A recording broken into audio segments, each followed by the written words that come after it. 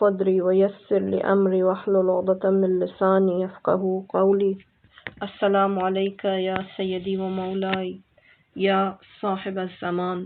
آپ سب خاران کی خدمت میں سلام عرض کرتی ہوں اور امید ہے کہ آپ سب اپنے اپنے جگہوں پہ اپنے اپنے گھروں میں خیریت سے ہوں گے. پچھلے لیکچر میں ہم نے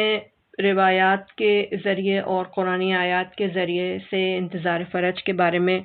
کچھ باتیں بیان کی تھیں، اور آج ہم یہ بتائیں گے کہ دوران غیبت میں کس طرح سے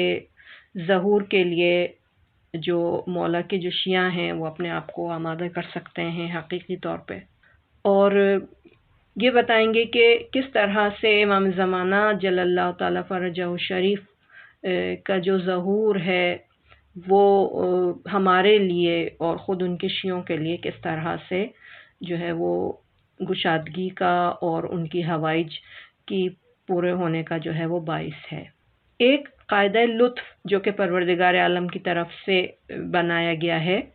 اس کے بارے میں بیان کرتے ہیں، جیسے کہ خواجہ نصیر الدین طوسی فرماتے ہیں کہ خدا کے لطف کا جو قاعدہ ہے وہ یہ ہے کہ امام زمانہ جل اللہ تعالیٰ فرجہ شریف خدا کی طرف سے واسطہ فیض ہیں اس دنیا کے لیے، اور پروردگار عالم کی طرف سے اپنے بندوں پہ اور بشریت اور انسانیت کے لیے لطف ہیں اور کرم کا سلسلہ ہیں. اور امام کا جو تصرف ہے اور آپ کا جو دست عنایت ہے شیعوں کے اوپر، وہ ایک دوسرا لطف و کرم ہے آپ کی طرف سے. لہٰذا آپ نے اپنے ایک خط میں جناب شیخ مفید سے جو ہے یہ فرمایا کہ اگر ہمارا یہ دست عنایت نہ ہوتا شیعوں کے سروں پر تو دشمن جو ہے وہ اس تاریخ، جو اتنی لمبی تاریخ جو ہم نے امام زمانہ علیہ السلام کے بغیر گزاری ہے، اس میں ان شیعوں کو دشمن جو ہے وہ نابود کر دیتا. اور اس وقت بھی ہم یہ دیکھیں کہ اگر ہمارے اوپر واقع امام کی عنایت اور توجہ نہ ہو تو یہ جو دنیا کی شرق و غرب کی جو طاقتیں ہیں جو پورا زور لگا رہی ہیں اس وقت کہ کسی طرح سے اس مکتب کو ختم کر دیا جائے اور نابود کر دیا جائے، اور کتنا کتنا اپنا بجٹ جو ہے وہ مختص کر رہی ہیں اس کام کے لیے جو ہے وہ کامیاب ہو جائیں، اگر واقعی امام کا وجود جو ہے اور ان کا سایہ جو ہے وہ ہمارے اوپر نہ ہو. لیکن ایک چیز جو انہوں نے فرمائی، خواجہ نصیر الدین فرماتے ہیں کہ عدمہ منا، یعنی آپ کے نہ آنے کی وجہ جو ہے ہماری کوتاہی ہے، اور ظہور کا واقع ہونا جو ہے وہ اس وجہ سے ممکن ہوگا کہ تمام لوگ جو ہیں وہ تیار ہوں، اپنے آپ کو تیار کریں اور آمادگی پیدا کریں. اور اسی طرح اگر ہم یہ کام نہیں کریں گے، یعنی اگر ہم آمادگی پیدا نہیں کریں گے اور ہم آمادہ نہیں ہوں گے ظہور کے لیے، تو ہم خود امام زمانہ پہ، ولایت پہ، اور ہم نے اہل بیت عطرت پہ ایک طرح سے ظلم کیا. اور دوسری عبارت میں اگر اس سے زیادہ بڑا ظلم نہیں ہوگا کہ ہم خود جو ہیں وہ ظہور کی راہ میں رکاوٹ بن جائیں. اور لیکن یہ کوتاہیاں جو ہے وہ کس کے ذریعے سے ان کا ازالہ ہو سکتا ہے کہ ہم اپنے آپ کو آمادہ کریں. خاص طور پہ جوان جو ہمارے ہیں وہ اس طرح کی حالت میں ہے کہ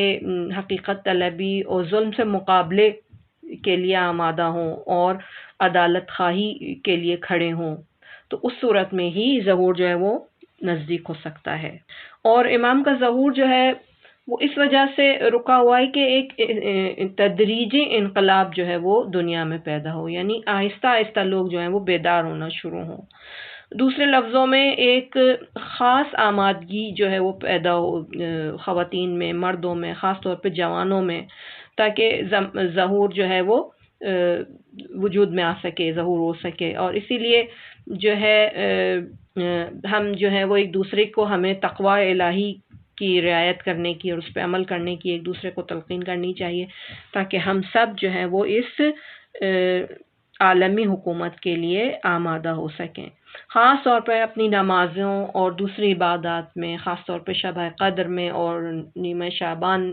کی رات میں، کہ جب انسانوں کے اوپر ایک خاص حالت طاری ہوتی ہے اور خدا کی طرف ان کی خاص توجہ ہوتی ہے، اس رات اور ان ایام میں جو ہے وہ دعائے فرج اور امام کی سلامتی کے لیے جو ہے وہ، اور آپ کی تعجیل ظہور کے لیے اور آسانی کے لیے دعا کرنی چاہیے. جو خاص دعا جیسے اللہم کن لولیک، اس کی جو ہے وہ بارہا تکرار کرنی چاہیے۔ لیکن کچھ بعض دفعہ ایسا ہوتا ہے کہ ہمارے جو جوان ہوتے ہیں جو بہت زیادہ امام سے عشق کرتے ہیں اور محبت کرتے ہیں، وہ آ کے سوال کرتے ہیں کہ ہم کیا کریں جو ہم امام کی خدمت میں پہنچ جائیں۔ ہم میں سے بہت سے لوگ یعنی چاہتے ہیں کہ وہ امام کا دیدار کریں، امام کو دیکھیں، لیکن اور امام سے ملاقات کا جو ہے وہ طریقہ کار کیا ہے، ہم کیا عمل کریں جو ہمیں امام کی ملاقات نصیب ہو جائے۔ لیکن اصل میں میری نظر میں اور علماء جو جتنے گزرے ہیں بزرگ، ان سب کی نظر میں اس سب سے واجب تر اور لازم تر جو سوال ہے وہ یہ ہونا چاہیے کہ ہم کیا کریں کہ امام زمانہ ہم سے راضی ہو جائیں۔ امام کی زیارت اور وہ ہر دل کی جو ہے وہ خواہش ہے ہم میں سے، لیکن اس سے زیادہ بہتر چیز اور مقدم تر چیز جو ہے وہ یہ ہونی چاہیے کہ ہم جو ہے وہ امام کے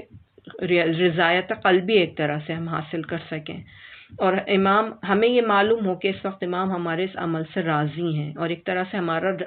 معنوی رابطہ ہونا چاہیے امام سے۔ اور کتنی اچھی بات ہے کہ جس انسان کو یہ پتہ ہو کہ اس کے زمانے کا امام اس سے راضی ہے،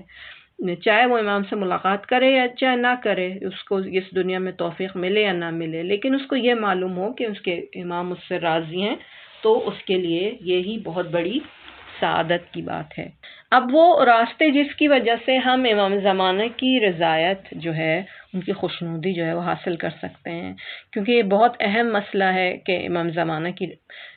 خوشنودی کس طرح سے حاصل کی جائے، اور ہم جو منتظر کہتے ہیں اپنے آپ کو ظہور کا، اس بارے میں کچھ ایسے راستوں کی طرف اشارہ کریں گے کہ جس کے ذریعے سے ہم امام کی خوشنودی کو حاصل کر سکتے ہیں۔ اس میں سب سے پہلی چیز تقوی الہی کی رعایت کرنا، اس پہ عمل کرنا۔ اگر واقعی کوئی شخص پروردگار عالم اور رسول خدا اور ائمہ طاہرین علیہ السلام، خاص طور پہ امام زمانہ کی خوشنودی حاصل کرنا چاہتا ہے، تو اس کو چاہیے کہ اپنی زندگی کے تمام جو حصے ہیں ان میں وہ تقوی الہی کی جو ہے وہ رعایت کرے، پروردگار عالم کی طرف سے جو حرام و حلال معین کیے گئے ہیں اور جو دستورات دیے گئے ہیں، جو احکام دیے گئے ہیں، ان کی پیروی کرے، یعنی تمام واجبات پہ عمل کرے، خاص طور پہ نماز بجا لانے پہ، اور مستحبات جن میں خاص طور پہ سب سے اہم چیز لوگوں کی مشکلات کو دور کرنا، اور ایسے تمام گناہ جن میں خاص طور پہ سب سے بڑا گناہ حق الناس ہے۔ کسی کی گردن پہ اگر حق الناس ہوگا تو یقیناً امام اور پروردگار عالم اور پیغمبر کوئی بھی اس سے راضی نہیں ہوگا۔ اس کے بعد واقعاً انسان کی حقیقی جو کامیابی ہے وہ تقوی میں ہی ہے، اور اگر اس طرح ہم بننے کی کوشش کریں کہ ہر جگہ پہ، چاہے دنیا میں چاہے آخرت میں، اگر ہم جو ہے وہ تقوی الہی پہ عمل کریں تو اپنے زمانے کے امام کے ساتھ ہوں گے۔ اور یہ وعدہ قرآن کا ہے اور سند قرآنی ہے اس کے لیے کہ جو لوگ تقوی کی رعایت کریں گے اور خدا اور رسول اور ائمہ ان سے راضی ہوں گے، اور نتیجے میں یہ شخص ائمہ علیہ السلام کے ساتھ محشور ہوگا، جیسے کہ قرآن مجید میں ارشاد ہے وَمَن يُطِعِ اللَّهَ وَالرَّسُولَ فَأُولَٰئِكَ مَعَ الَّذِينَ أَنْعَمَ اللَّهُ عَلَيْهِم مِّنَ النَّبِيِّينَ وَالصِّدِّيقِينَ وَالشُّهَدَاءِ وَالصَّالِحِينَ وَحَسُنَ أُولَٰئِكَ رَفِيقًا۔ یہ سورہ نساء کی آیت ہے، یعنی جو کوئی بھی خدا اور رسول کی اطاعت کرے، یعنی جو شخص بھی با تقوی ہو، وہ پیغمبروں کے ساتھ ہے، معصومین کے ساتھ ہے، شہداء، صالح اور متقین افراد کے ساتھ ہوگا۔ جیسے شیخ کلینی نے اپنی کتاب کافی میں بھی یہ روایت نقل کی ہے کہ راوی یہ کہتا ہے کہ ایک جلسے میں امام باقر علیہ السلام کی خدمت میں تھے ہم، تو ایک بوڑھا شخص آیا جس کا قد جو تھا وہ جھکا ہوا تھا اور ہاتھ میں عصا تھی، اور محفل میں جب آیا ابتدا میں اس نے امام کو اور پھر اس نے اہل مجلس کو جو ہے وہ سلام کیا، اور اس کے بعد جواب دیا سب لوگوں نے، اور اس کے بعد جو ہے وہ اس نے اپنا دین جو ہے وہ امام علیہ السلام کے سامنے پیش کیا، یعنی اس کے جو عقائد تھے وہ اس نے امام کے سامنے پیش کیا کہ میرا یہ عقیدہ ہے، اور کہا کہ میں آپ اہل بیت کو دوست رکھتا ہوں، آپ کے دشمنوں سے دشمن رکھتا ہوں، آپ کے حلال کی ہوئی چیزوں کو حلال اور حرام کی ہوئی چیزوں کو حرام سمجھتا ہوں، اور آپ کے جو ہے وہ فرمان پہ ہمیشہ جو ہے وہ عمل کرنے کی کوشش کرتا ہوں، یعنی میرے کان جو ہے آپ کے فرمان کے اوپر ہیں کہ آپ جو امر کریں وہ میں انجام دوں، کیا میرے لیے کوئی نجات ہے؟ تو امام علیہ السلام نے ایک طرح سے اس شخص کی اپنے زمانے کے امام سے ملاقات تھی، ہم اس کو اپنے اوپر بھی تطبیق دے سکتے ہیں کہ ہم اگر زمانے کے امام کے پاس جائیں اور اس طرح سے اپنا دین پیش کریں تو ہمارے زمانے کے امام ہمیں جو ہے نا وہ کیا کہیں گے یا انہیں کیا کہنا چاہیے۔ امام باقر علیہ السلام نے اس کو اپنے پاس بٹھایا اور فرمایا کہ اے بوڑھے شخص، تمہیں خوش ہونا چاہیے، کیونکہ اسی طرح کا ایک فرد میرے بابا امام سجاد علیہ السلام کے پاس آیا تھا اور اس نے بھی اسی طرح کا سوال کیا تھا ان سے، اور میرے والد نے اس کے جواب میں فرمایا تھا کہ اگر تم اس حال میں مر جاؤ تو رسول خدا اور امیر المومنین امام حسن حسین اور امام سجاد علیہ السلام کے سامنے داخل ہو پاس جاؤ گے تو تمہارا دل جو ہے وہ ٹھنڈا ہوگا، تمہارا قلب جو ہے وہ سکون کی حالت میں ہوگا اور تمہاری آنکھیں روشن ہوں گی، فرشتے تمہارے ساتھ روح و ریحان کے ساتھ استقبال کریں گے۔ اگر تم اس حالت میں زندہ رہو تو جو چیزیں تمہاری آنکھوں کی ٹھنڈک کا روشنی کا باعث ہوں گی وہ تم دیکھو گے اور تم بالآخر جنت کے بالا ترین درجات میں ہمارے ساتھ ہوگے۔ اس بوڑھے شخص کو یہ باتیں سننے کے بعد جب امام کی طرف سے اسے اتنی زیادہ بشارتیں دی گئیں تو اس کی حالت جو ہے وہ ایک دم سے بدل گئی اور ایک گریہ کی حالت جو ہے اس پہ طاری ہوئی، اور جب وہ رونے لگا تو اس کو دیکھ کر اہل محفل بھی رونے لگے، اور اتنا زیادہ وہ شخص خوش تھا کہ شدت گریہ کی وجہ سے بے ہوش ہو کے زمین پہ گر گیا۔ واقعاً اگر اس طرح کی بشارتیں ہم امام زمانہ کے پاس جائیں اور اس طرح سے اپنا دین پیش کریں امام کے سامنے اور امام کو کہیں کہ مولا ہم آپ کے بتائے ہوئے حرام و حلال پہ عمل کرنے کے لیے ہیں، ہمیشہ آپ کے فرمان پہ ہمارے کان لگے ہوئے ہیں کہ جو آپ حکم دیں ہم انجام دیں، صحیح، اور امام اگر ہمیں اس طرح کی بشارتیں دیں تو واقعا ہماری کیا حالت ہوگی اس وقت۔ امام نے اپنی انگشت مبارک سے اس کے آنکھوں کو، اس کے جو اشک تھے، جو اس کے آنسو تھے، ان کو پاک کیا اور اس کو ہوش میں لے کے آئے، اور اس شخص نے اپنا سر بلند کیا اور امام سے فرمایا کہ آپ اپنے ہاتھ کو میرے ہاتھ میں دیجئے، میں آپ پہ قربان ہو جاؤں۔ امام نے اپنا ہاتھ اس شخص کے ہاتھ میں دیا، اس نے امام کے ہاتھ کو جو ہے وہ چوما اور اپنی آنکھوں پہ اور اپنے چہرے پہ رکھا اور اپنے بدن سے لگایا، امام کے ہاتھ کو یعنی اپنے بدن کو متبرک کیا، اس کے بعد کھڑا ہوا اور امام سے اجازت لے کر اور چلا گیا۔ اور راوی کہتا ہے کہ امام باقر علیہ السلام اس کی طرف نگاہ کر رہے تھے اور اس کی طرف سے امام نے آنکھیں نہیں اٹھائیں، یعنی مستقل امام اس کو دیکھتے رہے یہاں تک کہ وہ اس محفل سے خارج ہو گیا۔ اس کے بعد امام علیہ السلام نے حاضرین سے فرمایا، یہ بہت اہم نقطہ ہے، کہ جو شخص چاہتا ہے کہ اہل بہشت میں سے کسی کو دیکھے تو اسے چاہیے کہ اس شخص کو دیکھے، اور واقعاً معصومین علیہ السلام کی ہمراہی جو ہے دنیا اور آخرت میں اس سے زیادہ انسان کے لیے لذت بخش چیز جو ہے وہ کوئی بھی نہیں ہے۔ وَمَن يُطِعِ اللَّهَ وَالرَّسُولَ فَأُولَٰئِكَ مَعَ الَّذِينَ أَنْعَمَ اللَّهُ عَلَيْهِم مِّنَ النَّبِيِّينَ وَالصِّدِّيقِينَ۔ صحیح، اس لذت سے بالاتر کون سی لذت ہو سکتی ہے کہ انسان جو ہے اپنے مرنے کے وقت تک، جب تک بہشت میں وارد ہو، اپنے ائمہ کے ساتھ رہے، بہشت میں امام حسین علیہ السلام، امام باقر اور دوسرا ائمہ کے ساتھ رہے۔ کیا اس سے زیادہ بھی کوئی انسان کے لیے جو ہے وہ زیادہ لذت کی بات ہو سکتی ہے؟ لیکن ان سب کے لیے کیا کرنا ہوگا؟ تقوی کی رعایت کرنی ہوگی، ان کی رضایت اور ان کی خوشنودی کو حاصل کرنا ہوگا۔ جتنا انسان اس راہ میں قدم بڑھائے گا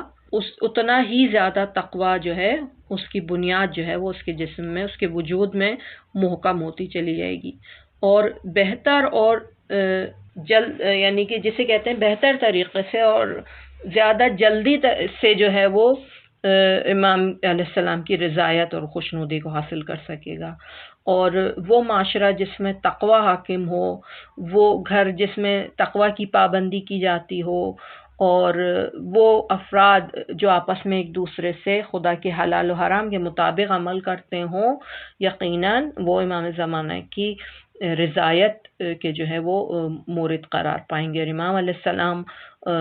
اس قوم، اس گھر اور ان لوگوں کے درمیان یقیناً امام کی رفت و آمد ہوگی، حالانکہ ہو سکتا ہے کہ وہ امام کو نہ پہچانے اور ان کو معلوم نہ ہو کہ امام اس وقت ہمارے درمیان موجود ہیں، لہٰذا امام کی خوشنودی حاصل کرنے کے لیے جو ہے وہ تقوی کا مقید ہونا اور پابند ہونا ضروری ہے۔ اس کے بعد دوسری وجہ دوسرا سبب جس کی وجہ سے ہم امام کی خوشنودی حاصل کر سکتے ہیں وہ ہے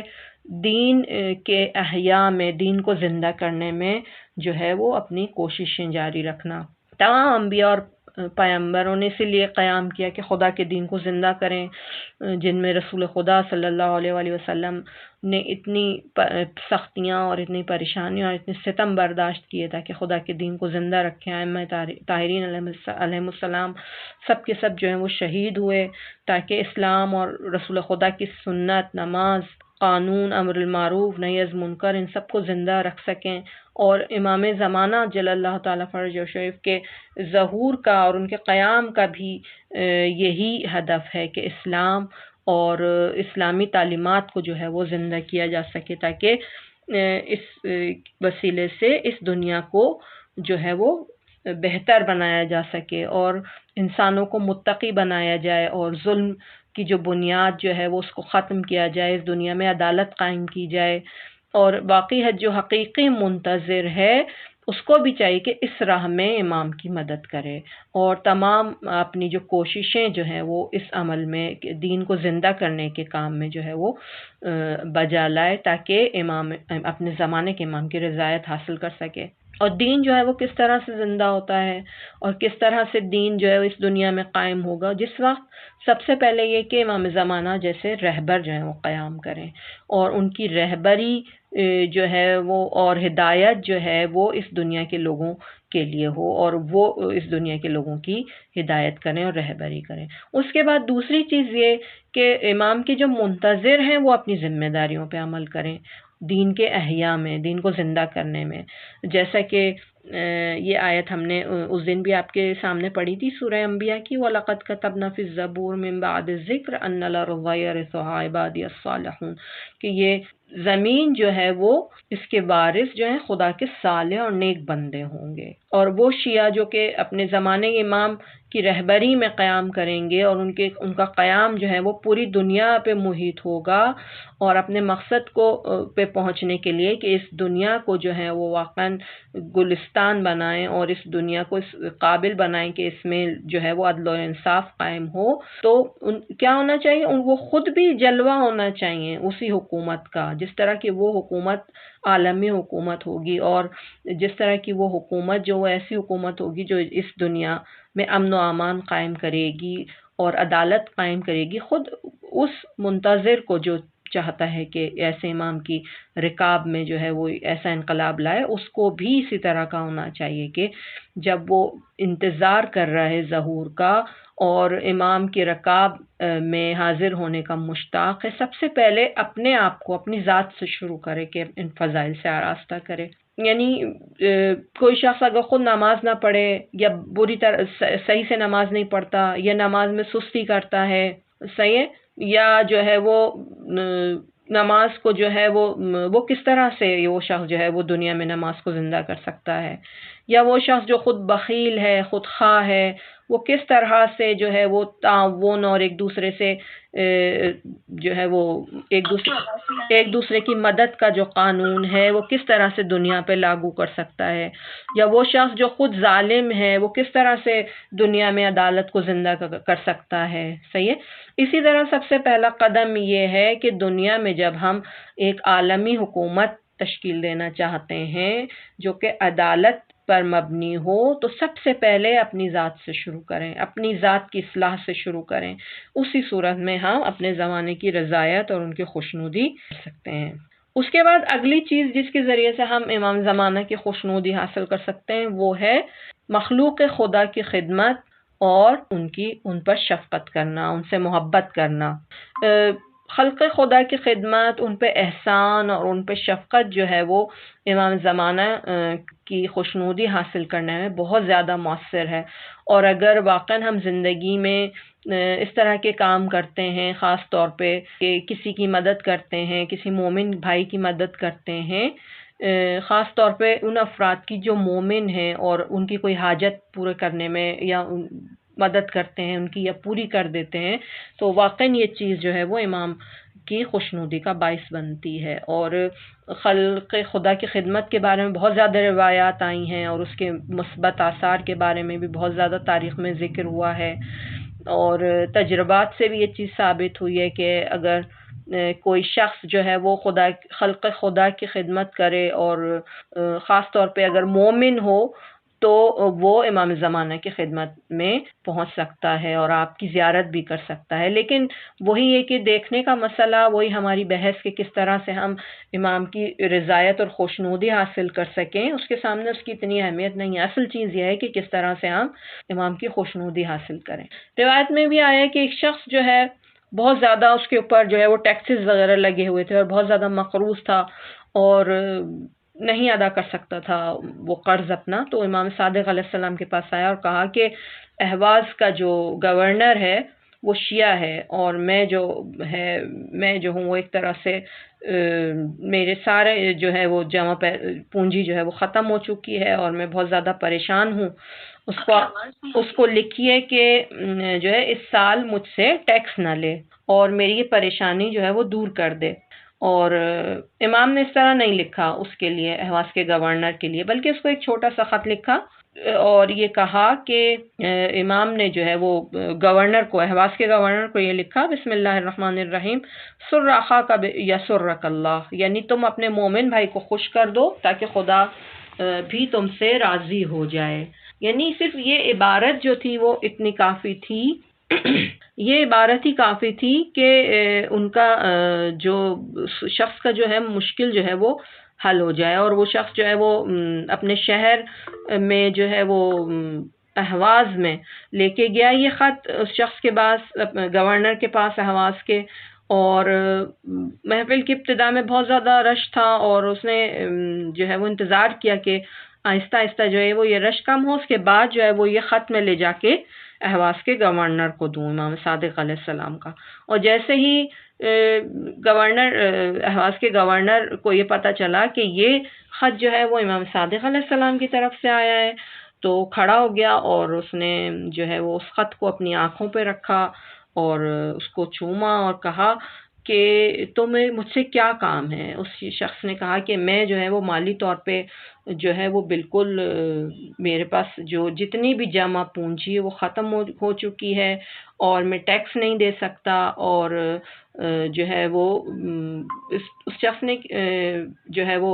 رقم پوچھی، گورنر جو تھا اس نے رقم پوچھی کہ تمہیں کتنا ٹیکس دینا ہے،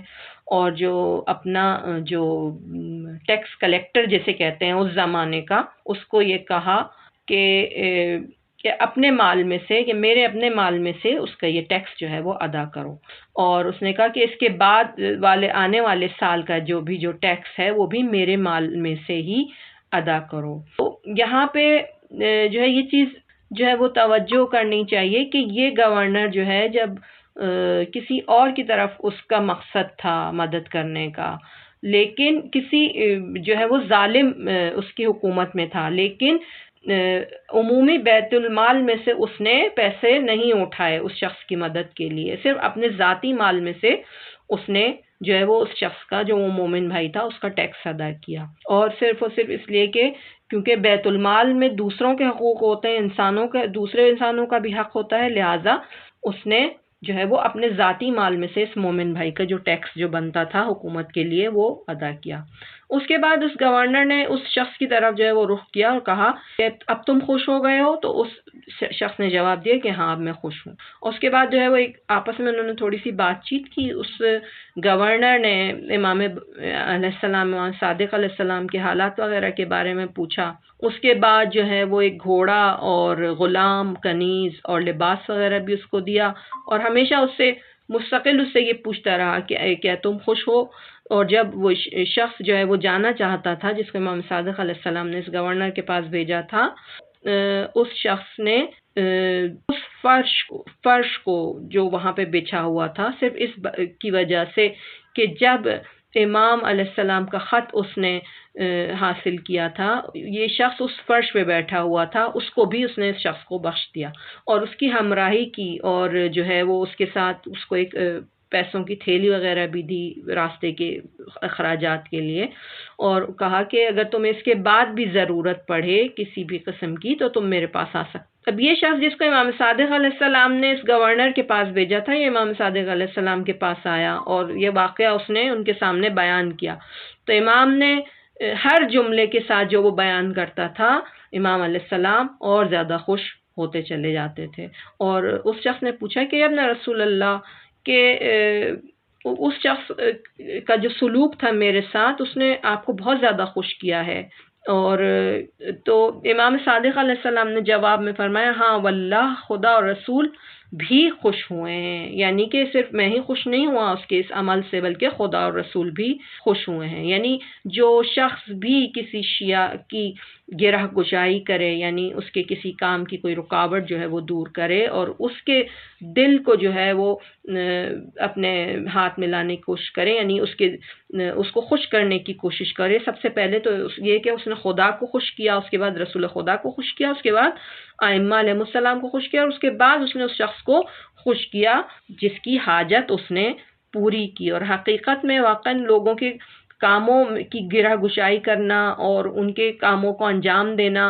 جو ہے وہ صرف اور صرف ایک کی جو ہے کو خوش کرنے کا باعث نہیں بنتا، بلکہ خداوند متعال اور ائمہ معصومین علیہ السلام بھی اس سے خوش ہوتے ہیں۔ اور جب پروردگار عالم کسی سے خوش ہوتا ہے تو یقیناً اس کے نتیجے میں زمانے کے امام بھی اس سے راضی ہوتے ہیں اور اس کی طرف خاص توجہ کرتے ہیں اور اس کے لیے یقیناً دعا بھی کرتے ہیں۔ اور امام صادق علیہ السلام کی جو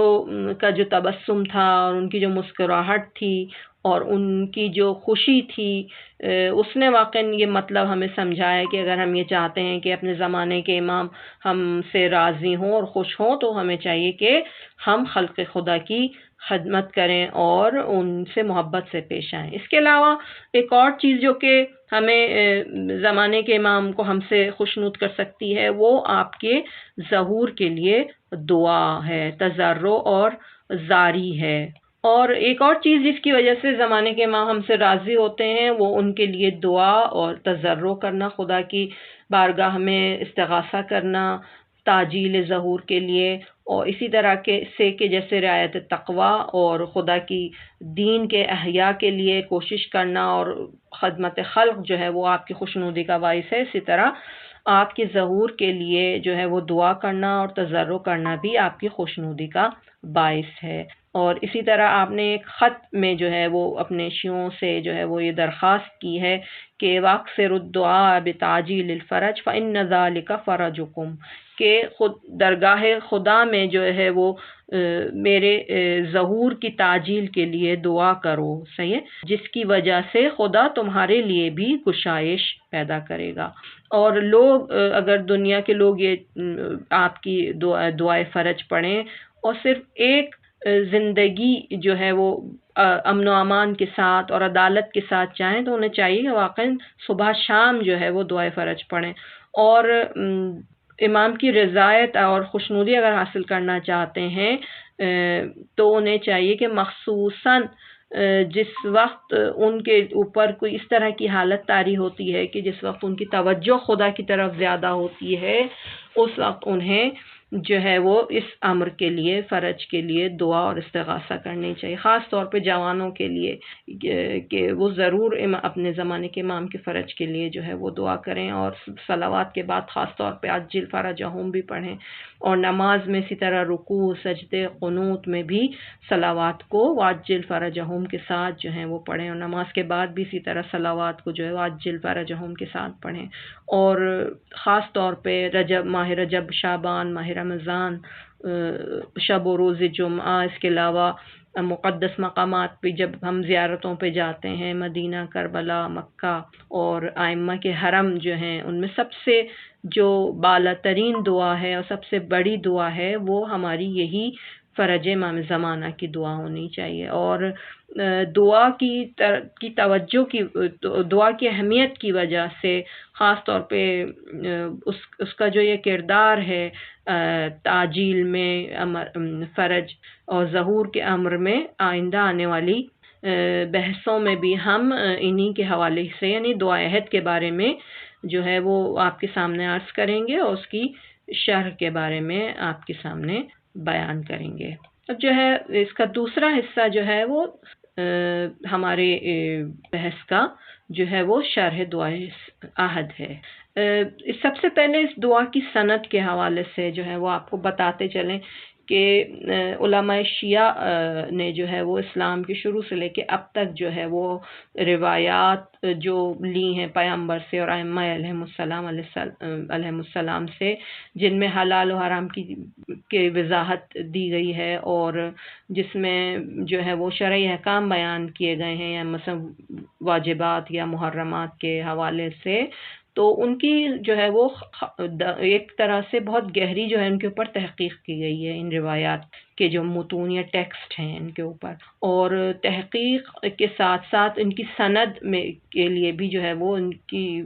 پہ بھی جو ہے وہ تحقیق کی گئی ہے کہ آیا واقعاً یہ کتاب و سنت اور عقل کے مطابق ہیں یا نہیں، اور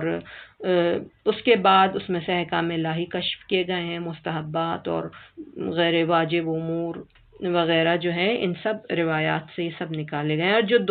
دعائیں جو ائمہ سے نقل کی گئی ہیں ان میں جو ہے وہ یہ سب قواعد جو ہیں اس میں بھی ان کی بررسی کی گئی ہے، اسناد کے حوالے سے ان کو جو ہے وہ ان کی اس طرح سے شاید سند نہ دیکھی گئی، لیکن امید رجا اور ثواب کی وجہ سے، استحباب کی وجہ سے کہا گیا ہے کہ آپ ان کو کر سکتے ہیں۔ لیکن اس کا یہ مطلب نہیں ہے کہ یہ دعائیں جو ہیں وہ ان کی کوئی سند نہیں ہے، بلکہ جو مستحب دعائیں ہیں ان کی فقہی ان کی طرح روایات کی طرح سے اس طرح سے منہ شکافی نہیں کی جاتی ہے عموماً، اور صرف ان کا جو خاص طور پہ جو مضامین ہے دعا کے اور جو شہرت ہے دعا کی، اور اس دعا کو یہ قرآن و سنت کے ساتھ دیکھا جاتا ہے کہ اس کا متن جو ٹیکسٹ جو ہے وہ آیا قرآن اور سنت کے ساتھ میچ کرتا ہے یا کلمات ائمہ کے ساتھ میچ کرتا ہے یا نہیں کرتا، اور دعائے عہد بھی جو دعا بھی ہے اور زیارت بھی ہے، اور ایک طرح سے بہت بلند اس میں مضامین امام زمانہ کے لیے جو ہیں وہ بیان کیے گئے ہیں، یہ بھی ایک علماء کے گروہ اور محدثین کی طرف سے نقل ہوئی ہے، اور اس کے جو مصادر اور اس کے جو ریفرنسز ہیں وہ مختصراً ہم ان کی طرف اشارہ کریں گے،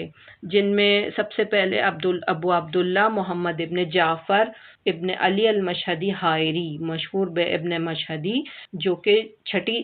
صدی سے تعلق رکھتے ہیں، انہوں نے اس دعا کو امام صادق علیہ السلام سے اپنی کتاب مزار الکبیر میں نقل کیا ہے۔ اس کے بعد اس کے اگلے جو راوی ہیں سید رضی الدین علی ابن موسیٰ بن جعفر ابن طاؤس رحمۃ اللہ علیہ، معروف بے سید ابن طاؤس، کہ جنہوں نے اپنی کتاب مصباح الزائر میں اس زیارت کو، اس دعا کو نقل کیا ہے۔ اس کے بعد شیخ تقی الدین ابراہیم بن علی عاملی ملقب شیخ کف امین، دعا عہد کو انہوں نے بلد الامین میں جناب ولی عصر علیہ السلام کی دعا کے طور پہ نقل کیا ہے، اور روز جمعہ خاص طور پہ اور نیمہ شعبان میں کہا ہے کہ ان دونوں ایام میں جو ہے امام صادق علیہ السلام سے نقل کیا ہے۔ امام جناب علامہ محمد باقر مجلسی، انہوں نے بھی اپنی کتابوں میں کئی جگہوں پہ اس دعا کو امام صادق علیہ السلام سے سندن جو ہے وہ نقل کیا ہے۔ اس کے علاوہ بحار الانوار کی جلد نمبر 53 اور 99 میں جو ہے وہ اس دعا کا متن جو ہے وہ کتاب مصباح الزائر سے جو ہے وہ نقل کیا گیا ہے سید ابن طاؤس کی۔ اس کے علاوہ بحار الانوار کی جلد نمبر 83 میں دعا عہد کو سلسلہ اسناد کے ساتھ اور راویوں کے ذکر کے ساتھ کتاب العتیق الغروی، جس کا نسخہ جو ہے وہ صبح کی دعاؤں میں انہوں نے اس کا ذکر کیا ہے، اور فرمایا ہے کہ بلد الامین اور مصباح کف امی اور مصباح الزائر میں بھی یہ دعائیں آئی ہیں، کہ جس کے بارے میں ہم نے اس سے پہلے پڑھا تھا۔ بحار الانوار کی 91 جلد میں دعا عہد جو کہ شیخ محمد علی ابن الجبئی کے ہاتھ سے لکھا گیا تھا نسخہ، اور اس میں بھی اسناد کے ساتھ